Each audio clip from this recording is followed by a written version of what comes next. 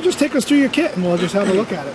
On the drum set, the drums are typically a defining, you know, they define your time and your space. And cymbals are like what a bent note is to a guitar player. You know, cymbals are sustained. They can spread over the bar line in the music. So, you know, the ride cymbal is nice because it has a defined stuff, real definition, but also has that washy quality. This one's real washy. Starts to wash out right away. And then this one, I love this cymbal. This is the flat ride. And that has rivets too, and it has no bell. See that? That's the bell, little bell on that, little bell on that one. But this one has no bell, it's just all... It has a real definition, but it's not a very bright definition. It's not a real, like, that's a real, that sticks out. And in the noise of the kit when everything's going, that's still pretty sharp sound. But that's a real dulled down, definite, you know, defined. So, and that has that nice rivety wash. So a lot of times through the sound system, you just hear the shimmer of the rivets even more. And if you lay the side of the stick into it, the definition of the cymbal almost disappears. The crash cymbals are pretty cutting. The Istanbul. And the Istanbul is almost kind of a trashy, but not as trashy as the trash cymbal. But this is like sort of almost like a toyish sounding one that kind of, these two together are a good textural pair. They're both kind of trashy sounding, you know. Like little so I've got the splash cymbal, which is just what it sounds like. It's a little splash. So this guy here is the other bell, I guess. It's, you know, the church bell is kind of that big. You can create that big. I like to hit it where there's a lot of space and there's a big, an opportunity for it to be able to ring out a little bit, and it's almost like a reset button for the mind. And the little snare, I love this. That's a big fat snare, little snare, and for that, like, you know, house drum stuff, you know, that kind of stuff. And then these little bongos, these are great. Do this little drag thing.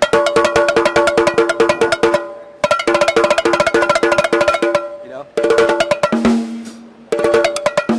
So the only reason I have anything more here, really, than the 5-piece kit and the hi-hat, the ride, and like 2 crashes, is because over the years there's been so many Phish songs that have different parts and different sounds and different things, that this is the kit that has all the bells and whistles and all of the other accessories which may or may not be required in one or another Phish song. So, okay, here's my first question for you. So, you're very successful in what you've done, and why are you so successful? Well, I'm very compulsive obsessive, which is a plus for you guys because I watch everything. Right. So the 2 big gigs we wanted, the New York one was the Lone Star, the original Lone Star, that we just saw it as the great gig in the sky, and they sent this letter back, and they said, "Dear whoever you are, we get 30 tapes per day, and we will quote, unquote, listen to your demo tape when we get a chance, but in the meantime, any future calls will be considered harassment." And I saved that letter for so long. Were you ever in awe of any bands when you look like Beatles or whatever? All the time. I still am. I still turn into a fan just like that, where I can't even talk. When I was 5, my parents played Abbey Road all the time, so that was like most people in my generation, that was the entryway. You have A&R moments where you walk into a smaller venue, like, you know, and you get a feeling that this band is going to probably going to be bigger because they're striking a nerve. Yeah, I like Arcade Fire. Yeah, they already are bigger in a sense, right? I like the National now. Oh yeah, and Trey just played with them at the Beacon. He just sat in. He sits in with everybody. He's a sitter in. Yeah, that's why I got to move back to New York. So why? What are we talking about? I was going to ask you why is Make Phish, that 2 Hard-Boiled Eggs. Here's my question for you. From the Marx Brothers. Since I don't know the answer necessarily, after 17 years of playing at the Garden, I've known before is the first time. You got to be kidding Still me. no hit singles and still no any of that. Why is Phish at the Garden and not at the Sullivan I Hall. mean, and look the way they dress. You don't even dress with a nice, you don't make costume changes. You got to come out with a tux, a bow tie, throw a tie out. Where are you from? Hey, you know, why are you so big? That's a freaking good question. You see you see the fans out there? They're happy. They're out there. They're stoned, okay? Yeah. You got to find these How do we get them stoned? Because they're all come from the Northwest Woods where it's freezing. It's a phenomenon. I'm not complaining. No, and you can do this whenever you want. Don't do too many. And when you're not doing it, if you want to sit in with somebody quietly and do it, just to get your rocks up, like you and Trey have to do something all the time, you should do that. Who would you have even sit in with you or open for you if you had to? That's a question that... Yeah. Not that you need it, but one day. That is a difficult question. Who does Danny want to answer? I just think that's a good question, because you guys never have anybody open for you. Zappa would be like good with you guys. Frank would be great. Frank was the best. He was so incredible. Yeah. He would love you, too. Well, I'm going to come up with all the answers to that question. Think about it, and then write me a note and send it to P.O. Box 10, Radio City Station, self-addressed envelope with a $50 bill. Okay. And it'll happen. It's going to happen. If this doesn't come out, I won't remember a thing I said today, and Mike won't either. Now, You'll just send it to the publicist, and they'll Thanks, review man. This it. is a lot of fun. Thank you. We will do it again. What's your question? I have What? I have photographic proof of Ron wearing a dress, I think, at Coventry. Oh, yeah, that's and I was right. just curious, how often do you wear dresses, and do you prefer Much flats more or than heels? we all do.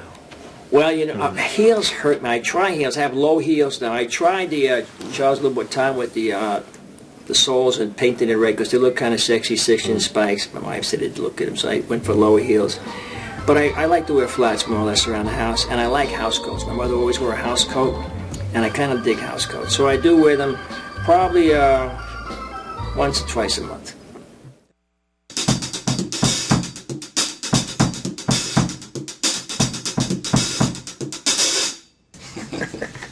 Was it like the obvious beat that? Is that the one? It's like it's not the it's like the weird like it's like in all of the lexicon of all of the. I mean, somebody might have stuck the snare drum there like as part of a fill or something maybe, but.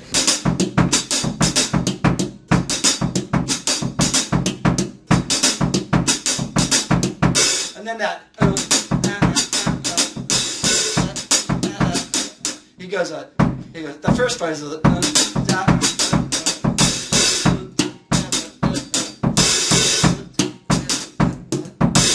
and that's really unnatural too. Like you don't, those bum, 3, 4, you're not used to just laying into those on a downbeat with a kick drum, like, because 1 usually is a snare.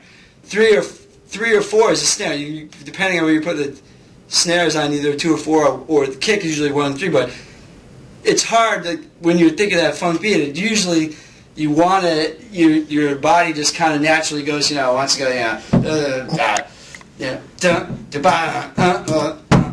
or like, like that, or, it's just hard to go, you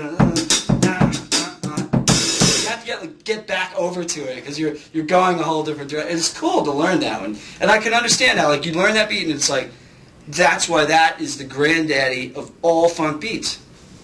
Because it was just wrong enough. After all that, after you go and you learn all that, figure all that out, you realize all that stuff. And then, on even the simplest level, you go and you look at reggae. And it completely fucks you up. Totally, like, goes, okay, now everything you learned about, like, downbeat, where the downbeat is, and 1, like James Brown goes, it's all about 1, right? And reggae leaves a gigantic hole on the 1. 1 doesn't exist.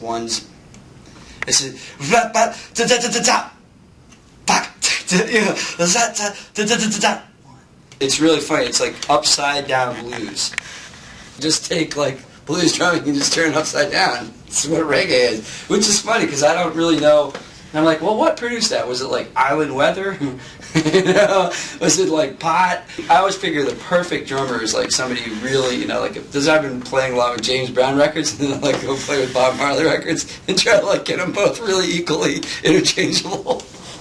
I figure if I can really do that, I'll really be able to groove.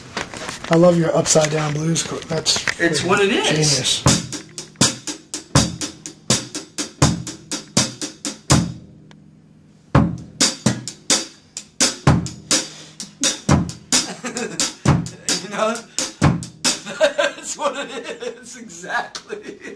You know, reggae, number one is the absence of it. You want to go over anything? It's how the Clinch stole Christmas. I'm feeling pretty good about these tunes. It's so funny.